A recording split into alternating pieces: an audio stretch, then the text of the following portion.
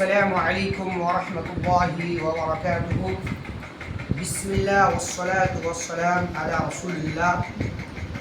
وعن عقبة بن عامر قال قال رسول الله صلى الله عليه وسلم ما من مسلم يتوضأ فيحسن وضوءه ثم يقوم فيصلي ركعتين مقبلا عليهما بقلبه ووجهه إلا وجبت له الجنة.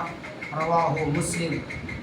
محترم حاضرین و ناظرین، میں آپ کے سامنے مسلم شریف کی ایک روایت آپ کے سامنے میں نے پڑھی ہے. حدیث کے راوی حضرت عقبہ بن عامر رضی اللہ تعالیٰ عنہ سے روایت ہے.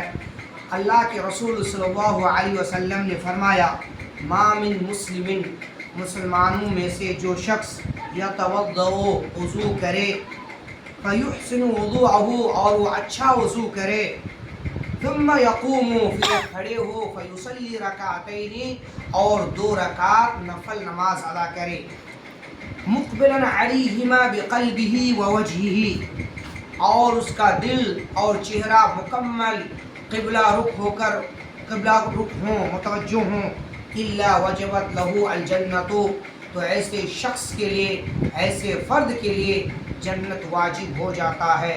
محترم ناظرین و حاضرین، اس حدیث رسول سے پتہ یہ چلا کہ اگر ہم اور آپ اچھے وضو کرتے ہیں، جو آئندہ جو مہینے یا پھر جو ٹھنڈی کا جو مہینہ آنے والا ہے، اس مہینے میں نے پچھلی ویڈیو میں بتایا تھا کہ اسباغ الوضو انسان کو کرنا ہے، یعنی وضو میں مبالغہ آرائی سے کام لینا چاہیے، اور اپنے اعضائے وضو کو بہترین انداز میں اگر وہ دھوتا ہے، جو طریقہ نبی نے بتایا ہے اس طریقے پر اگر وہ وضو کرتا ہے تو انشاءاللہ العزیز، اور اتنا ہی نہیں بلکہ وہ وضو کرنے کے بعد صدق دل سے پھر اللہ رب العالمین کی رضا جوئی کے لیے، اللہ کی خوشنودی حاصل کرنے کے لیے، جنت کی لالچ میں وہ 2 رکعت نماز ادا کرتا ہے.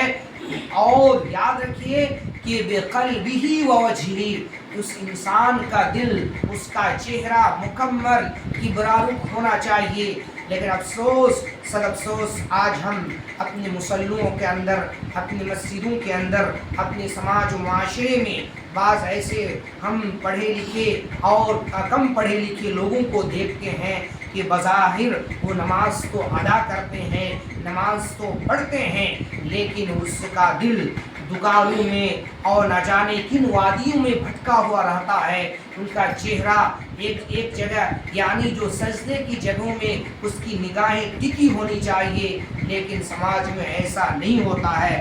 میرے بھائیوں، سامعین، حاضرین، اس حدیث کا پیغام یہی ہے کہ اگر ہم لوگ بہترین انداز میں وضو کریں گے، اچھے طریقے سے وضو کریں گے، دلک کے ساتھ وضو کریں گے، آپ کو رگڑیں گے، اور بہترین انداز میں جو نبی نے بتایا اور قرآن نے کہا فامسحوا بوجوہکم، یعنی یا ایھا الذین آمنوا اذا قمتم الی الصلاۃ فاغسلوا وجوہکم، جو آیت کریمہ ہے اس مطابق ہمیں کیا وضو کرنا چاہیے. تب جا کر اور وضو کرنے کے بعد کسی انسان کو دکھلاوے کے لیے نہیں بلکہ اللہ کی رضا جوئی کے لیے اگر ہم 2 رکعت نماز پڑھتے ہیں تو ہم سب کے لیے جنت واجب ہو جائیں گے.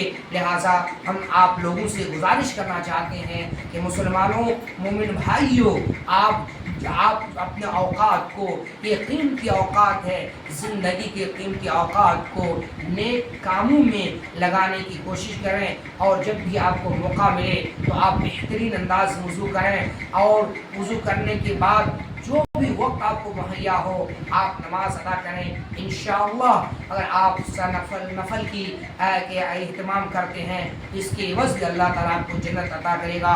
اس حدیث سے یہ معلوم ہوا کہ مسلمان جب وضو کرتا ہے تو بہترین انداز میں وضو کرتا ہے.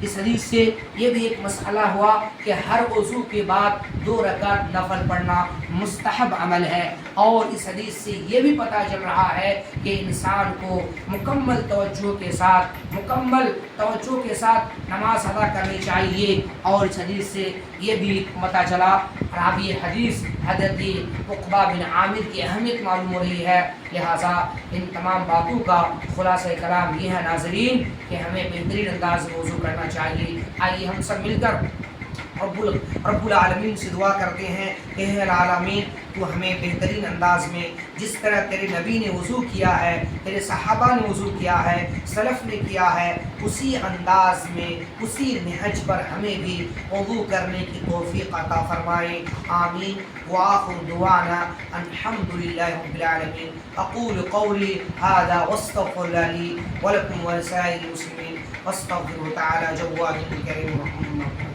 پھر ملتے ہیں حاضرین۔